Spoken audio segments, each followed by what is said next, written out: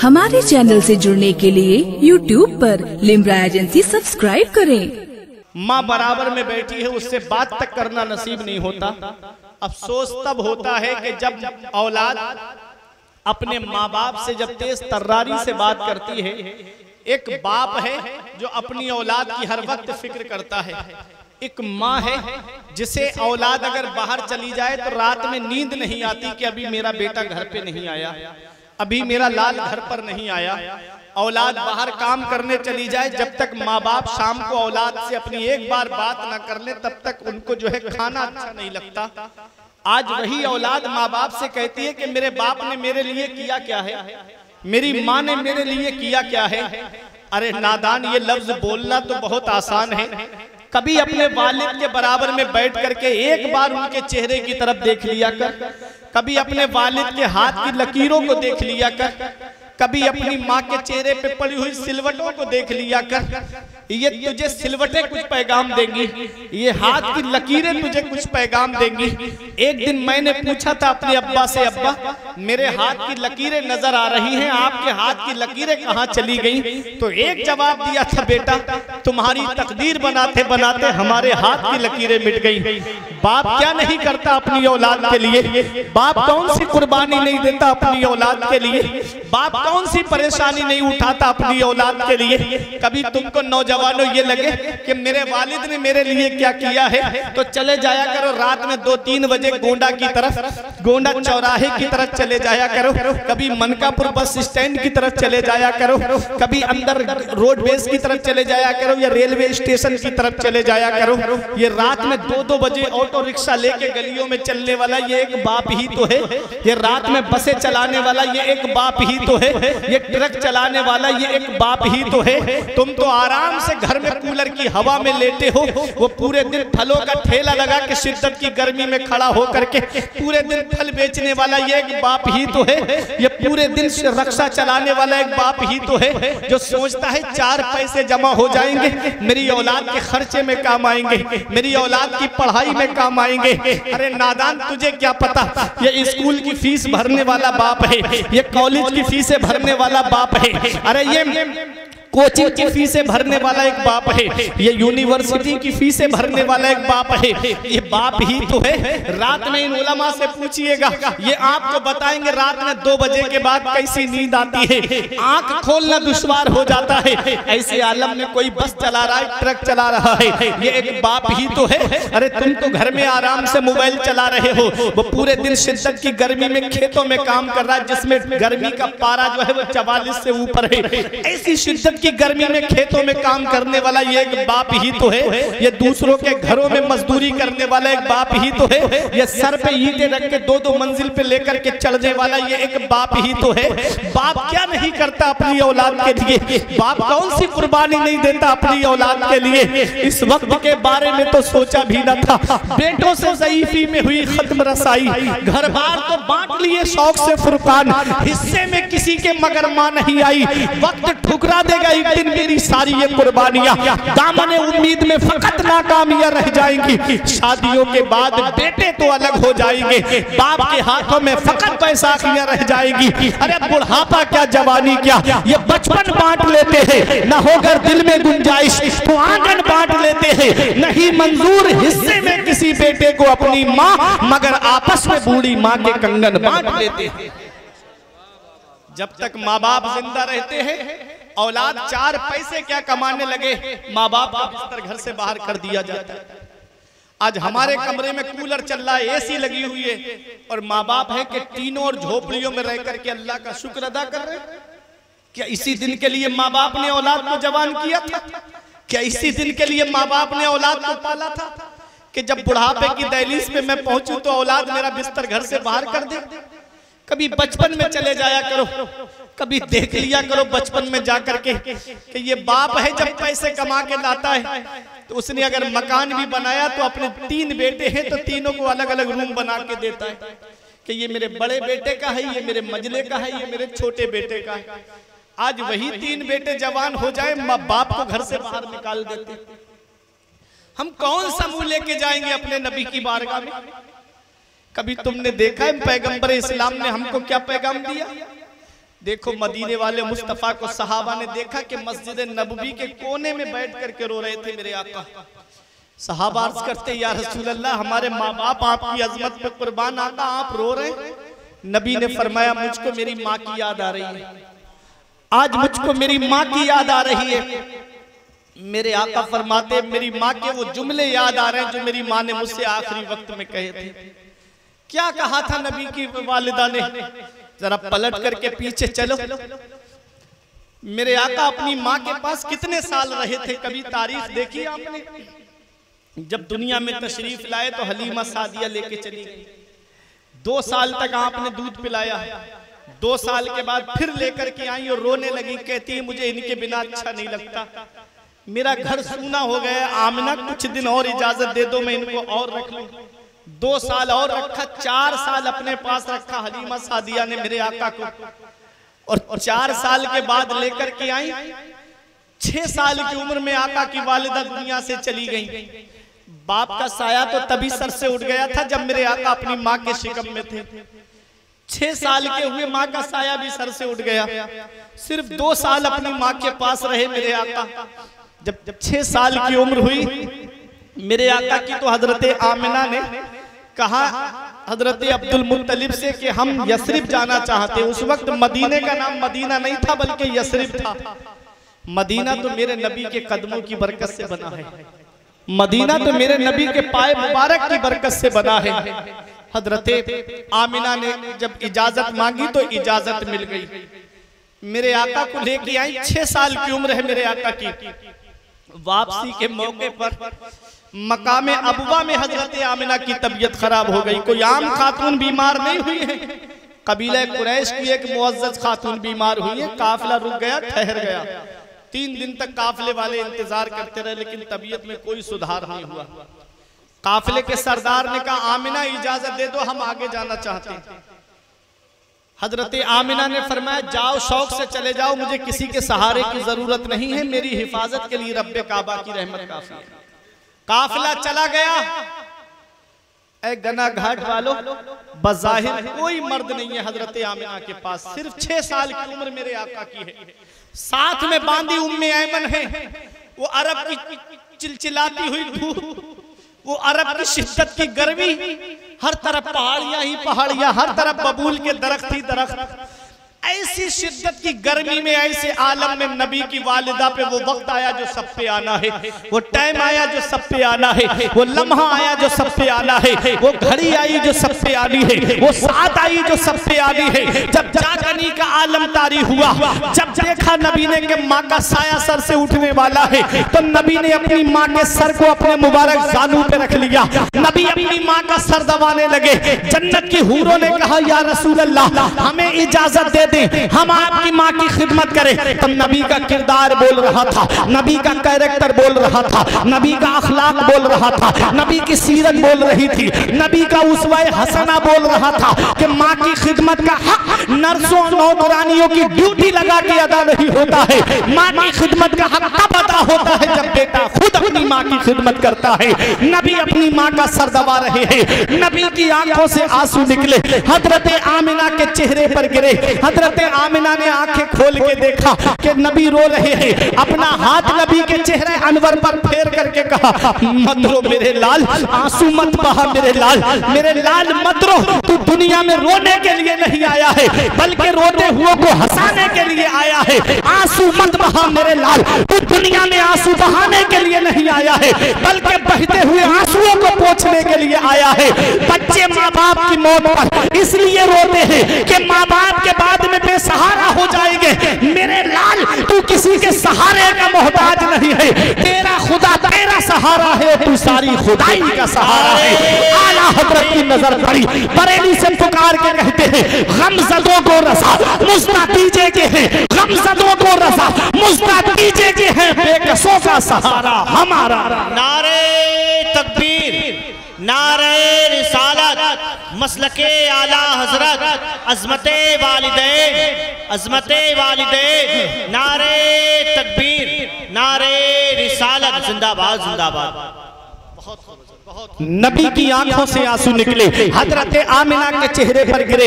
अब मुझे बताओ ऐ गना घाट वालों, जरा दिल पे हाथ रख करके मुझे बताओ, अगर किसी के घर में किसी के वालिद का इंतकाल हो जाए तो कितने लोग होते हैं जो औलाद को सहारा देने की बात करते हैं। अगर किसी बच्चे का बाप दुनिया से चला जाए तो कभी ताऊ सीने से लगा के कहता है मत रो मेरे लाल, अभी तेरा ताऊ मौजूद है। कभी चचा सीने से लगा के कहता है मत रो मेरे लाल, अभी तेरा चचा मौजूद है। कभी खालू सहारा देने की बात करता है, कभी फूफा सहारा देने की बात करता है, कभी मामू सहारा देने की बात करते हैं। अरे कुर्बान जाओ मेरे नबी की शान पर, बाप का साया तो तभी सर से उठ गया जब माँ के शिकम में थे। 6 साल के हुए माँ का साया भी सर से उठ गया, 8 साल के हुए दादा का साया भी सर से उठ गया।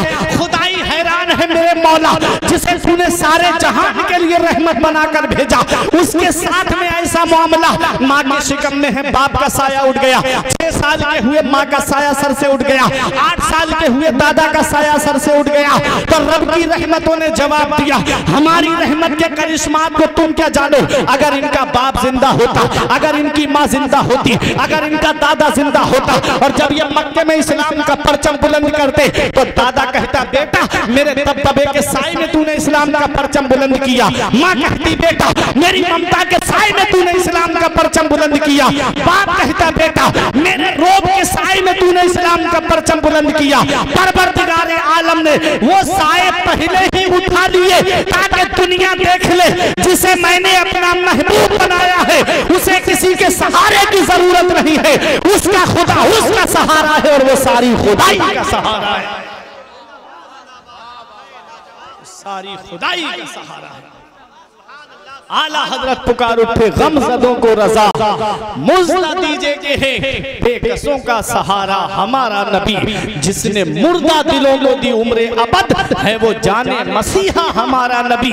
कौन देता है देने को मुंह चाहिए, देने वाला है सच्चा हमारा।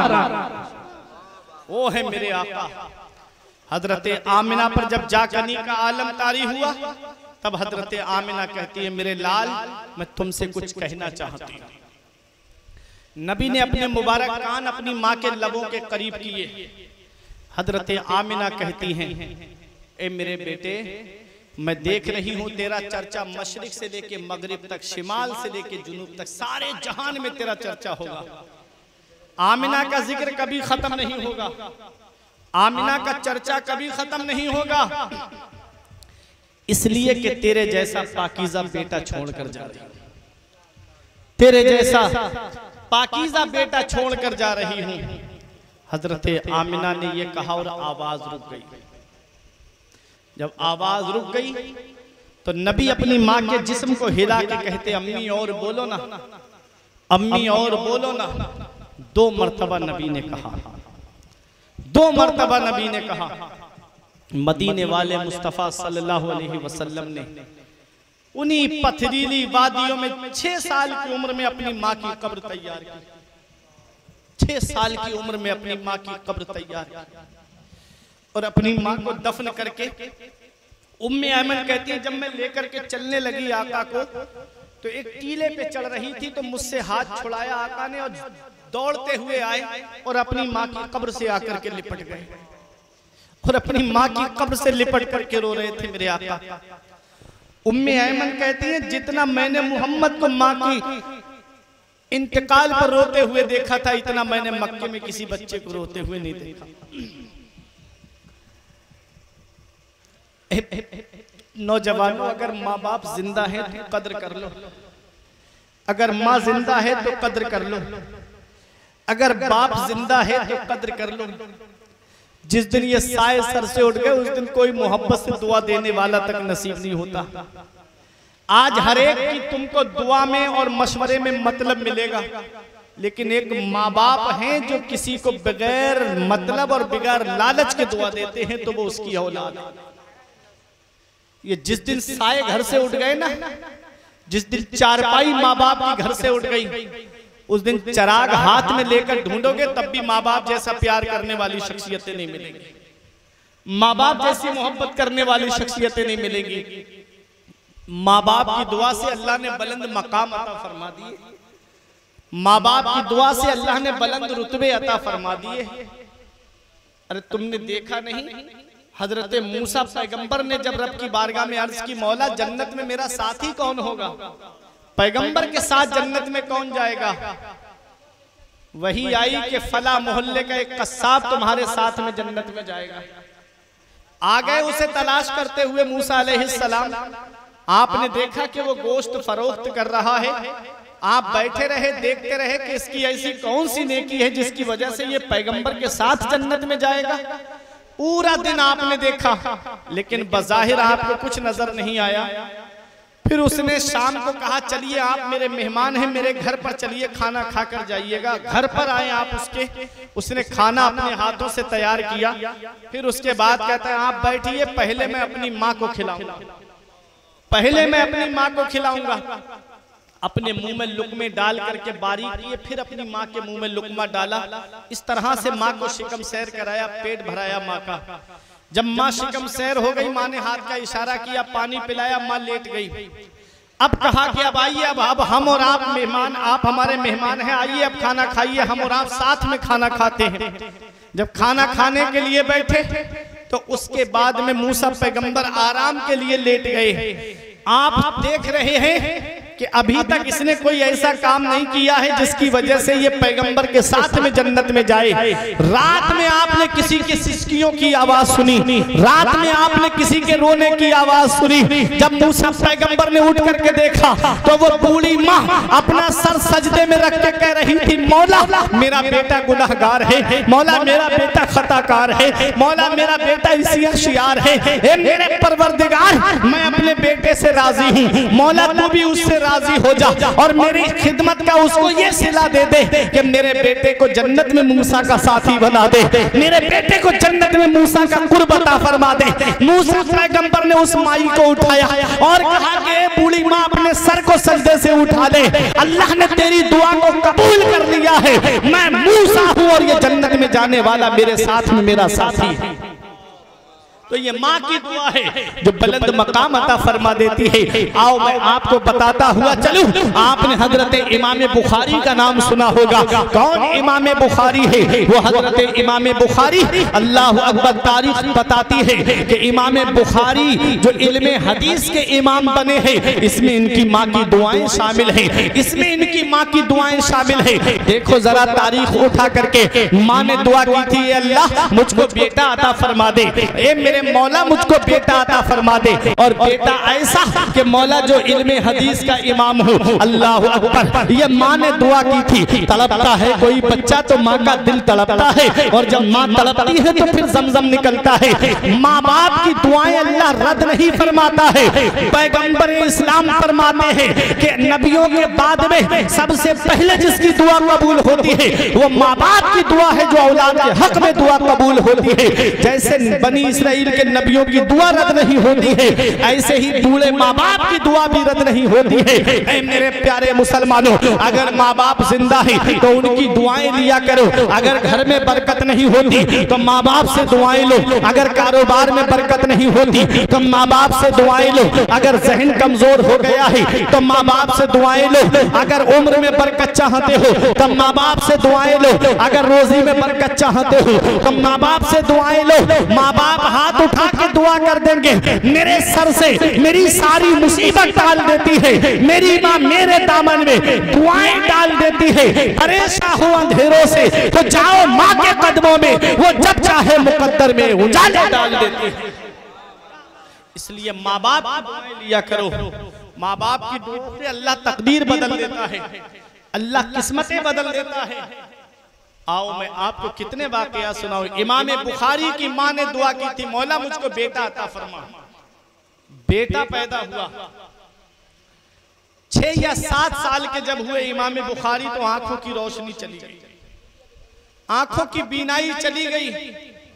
अब माँ रो के कहती थी, मौला मैंने तो दुआ की थी कि अल्लाह मुझे बेटा अता फरमा, और ऐसा बेटा कि जिसको इल्मे हदीस, जिसको तू इल्मे हदीस अता करे, ऐसा बेटा अता फरमा।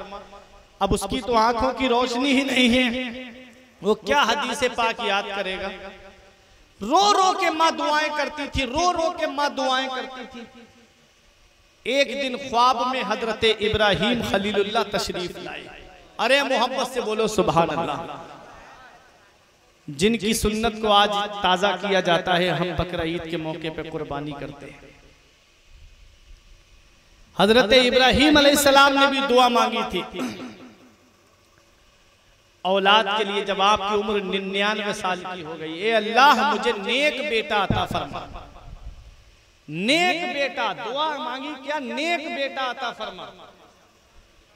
इसलिए कभी दुआ मांगा करो तो ये दुआ मांगा करो, ए अल्लाह हमें नेक बेटा अता फरमा। क्यों? इसलिए कि औलाद नेक होगी तो माँ बाप की नेक नामी का सबब बनेगी, और अगर औलाद बुरी हुई तो वो माँ बाप की बदनामी का सबब बनती है। आजकल की औलाद का हाल आप मुझसे बेहतर जानते हो। मैं आपके सामने क्या आजकल की औलाद का हाल बयान करूं? जो आज औलाद की वजह से माँ बाप बदनामी की दहलीज तक पहुंच जाते, लेकिन उस औलाद को माँ बाप की इज्जत की भी परवाह नहीं। बाप सिसकियां लेके रोता है घर में, माँ आंसू बहाती है घर में, लेकिन औलाद बेपरवाह है माँ बाप के आंसुओं से। एक दिन आएगा कि कोई तुझे रोकने वाला तक नहीं होगा, कोई खैरियत पूछने वाला तक नसीब नहीं होगा।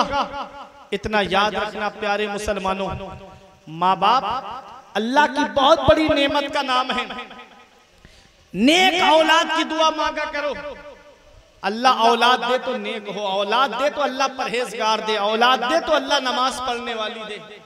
कहीं ऐसा ना हो कि औलाद बदअमली में दुनिया से चली गई तो माँ बाप को भी कयामत में उसका हिसाब देना पड़ेगा।